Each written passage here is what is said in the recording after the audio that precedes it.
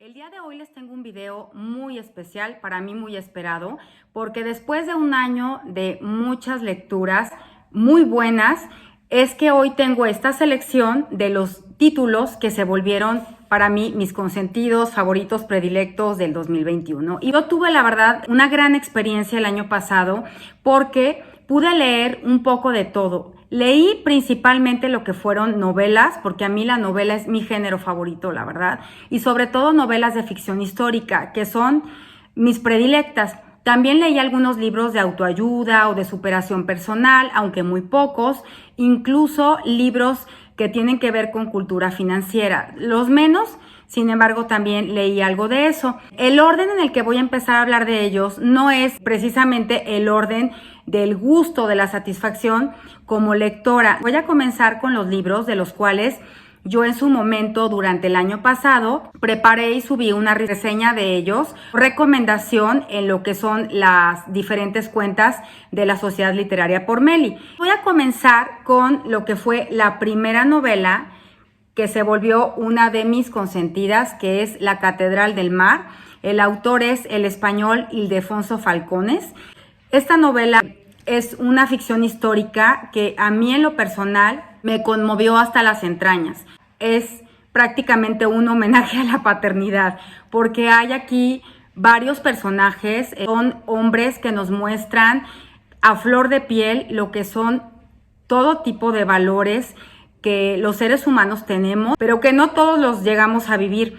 Y es una novela muy bonita que trata muchos temas relacionados con lo que es la fe, que mueve a un grupo de hombres, en este caso a una cofradía, que eran los Bastaixos, que era un grupo de hombres que en la época medieval, esto fue en Barcelona, que es cuando este grupo de hombres se dieron a la tarea, por amor a la Virgen de Santa María de la Mar, de edificar, transportando canteras pesadísimas, ahora sí que a sus espaldas, para poder construirle esa iglesia a su Virgen.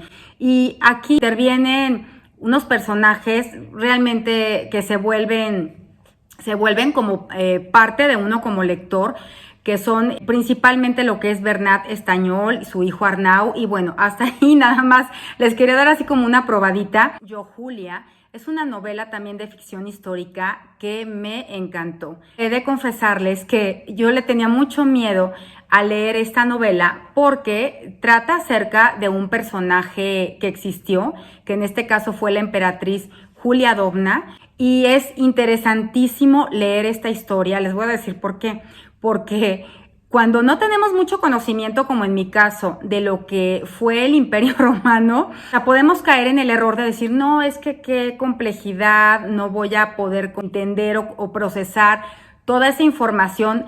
Es más, por cuestiones como empezar a familiarizarnos con los nombres de los personajes, que no en todos los casos son muy digeribles. En cuanto empecé a hojear este libro, es más, ni siquiera leerlo, me di cuenta de la capacidad que tiene este escritor para no solamente llevarnos de la mano a todo este escenario que fue la Roma antigua, sino que se trata de un relato, yo diría como cinematográfico, porque uno se puede imaginar todo lo que fue en su momento aquella época, los excesos, los abusos, el gobierno, la política. Hay una segunda parte que es con la que se completa la saga, que es Si Julia retó a los dioses. También tuve oportunidad de leerla y me gustó muchísimo, pero sí he de resaltar que desde mi punto de vista, esta novela, que además fue acreedora a lo que fue el Premio Planeta 2018, sin lugar a dudas, se quedó ancladísima como uno de mis libros favoritos. Yo creo que no solamente de 2021, creo que de lo que he leído hasta el momento. Continúo con una novela que no saben las ganas que tenía yo de leer desde hace muchísimos años. Se trata del Padrino, cuyo autor es el norteamericano siciliano Mario Puzo. Es una novela policíaca o criminal, en donde el protagonista principal es Don Vito Corleone, que es el padrino. Nos relata esta gran historia acerca de este hombre que comienza su organización criminal, es la mafia siciliana establecida en Nueva York. un poquito después de lo que fue el periodo de la Segunda Guerra Mundial, y es magistral la manera en la que Mario Puzo desarrolla esta gran historia en donde de principio a fin podemos ser testigos de cómo la organización criminal llamada La Familia de Don Vito Corleone funcionaba. Tampoco es una novela policíaca en donde podamos nosotros ver violencia en exceso. Yo creía que a lo mejor así sería antes de leerla y no, creo que además es una historia en donde personalmente tenemos como la oportunidad de tener muchos aprendizajes, porque si bien Don Vito Corleone se dedicaba pues realmente a tomar decisiones muy sabias, por cierto, porque era un hombre muy elocuente con todo lo que decidía, y su negocio, bueno, pues si era un negocio basado en cuestiones totalmente ilícitas en su gran mayoría, aún así se le puede aprender mucho acerca de lo que era como este código de ética o cultura de negocios que él estableció para lo que fue La Familia. Luego tenemos esta novela Salvaje del escritor mexicano Guillermo Arriaga. Tuve la oportunidad en 2020 de leer la novela Salvar el Fuego, que en su momento fue la novela que ganó el premio Alfaguara en ese año. Lo que les puedo decir es que después de leer Salvar el Fuego, no podía yo parar de leer alguna otra de las obras de este autor, que además es orgullosamente mexicano. Y me encantó leer El Salvaje, porque si ya había corroborado que Guillermo Arriaga es un excelente escritor, ahora doblemente le aplaudo. Quiero leer todo lo que ha escrito Guillermo Arriaga en algún momento de mi vida, espero que no tarde demasiado. Es una historia palpitante al extremo. Esto es algo que creo que distingue a este escritor, porque sabe cómo desde la primera línea hasta la última tenernos pegados a la lectura. Habla mucho esta novela sobre el tema, yo creo que más de la vida que de la muerte misma. El protagonista es un adolescente que luego se convierte en un adulto en lo que es el trayecto de la historia, que es Juan Guillermo, y tiene muchas pérdidas a lo largo de lo que es la novela, pérdidas muy fuertes, sobre todo para alguien de su edad. Una historia en donde hay mucho flashback en cuestión de lo que es el tiempo. Vemos paralelamente otra historia que se desarrolla en el Yukón, que es un lugar en donde hay un clima extremo y donde hay pues otra historia muy interesante que ya no les quiero contar, porque yo creo que es mejor que se den a la tarea de leer El Salvaje. Continúo con lo que es La sospecha de Sofía. Esta novela, wow, es una de las que más me gustó y la escribió una autora española que es Paloma Sánchez Garnica. Es la primera vez que yo leo algo de ella. Recientemente se convirtió en finalista del Premio Planeta 2021 con una novela que se titula Últimos días en Berlín. Me encantará leer esa novela durante este año y por lo pronto les digo, ese es el típico ejemplo de novela que tiene todo. Tiene amor, tiene misterio, tiene intriga, tiene otros temas muy importantes como el tema de la lealtad, el tema de la traición. Es una ficción histórica en la que nos comparte la autora acerca de todo lo que supuso para las personas que vivieron del otro lado del muro de Berlín, aquella época antes de que el muro se construyera, durante y lo que sobrevino a la caída del muro de Berlín. Está inmersa una gran historia de amor. No les puedo relatar más. Lo que sí les puedo decir es que les va a encantar. Si no la han leído, Volverás a Alaska. Kristin Hanna es una de mis escritoras favoritas desde que leí El Ruiseñor el año antepasado. Es una escritora ya consumada y también es otro claro ejemplo del escritor del cual me gustaría leer todas sus novelas. O sea, porque ya es como garantía leer algo de esta escritora. En resumen, les he de decir que Volverás a Alaska es una historia en donde nosotros podemos ser testigos como lectores del clima inhóspito que prevalece en Alaska, en donde podemos experimentar muchas emociones encontradas, o sea, desde lo que es la ira, la impotencia, la tristeza, la nostalgia. Son muy pocos los personajes que intervienen en lo que es la trama, pero con esos tenemos. Porque tiene una forma muy poderosa esta autora de transportarnos primero al lugar en donde se desarrolla la novela, en este caso es a un poblado. Llega una familia que va, digamos, en busca como de la redención o de la salvación a ciertas cuestiones por las cuales está atravesando principalmente el padre de familia. Creen que van a llegar a ese lugar y todo se va a solucionar. Y oh sorpresa, porque resulta que el clima tan extremo de un lugar como Alaska no va a ayudar en nada, al contrario, va a intensificar toda esta problemática familiar que personalmente vive este padre de familia. Continúo con lo que es esta ficción histórica, que es Crisantemo Blanco. Es una novela de la cual yo sí les compartí ya la recomendación y está escrita por una autora de ascendencia coreana que es Mary Lynn Brush y a mí me encantó. Trata principalmente lo que es la historia de las mujeres del consuelo o del solaz, que son mujeres que hoy por hoy pues prácticamente ya quedan muy pocos testimonios porque quienes aún sobreviven ya son mujeres de la tercera edad.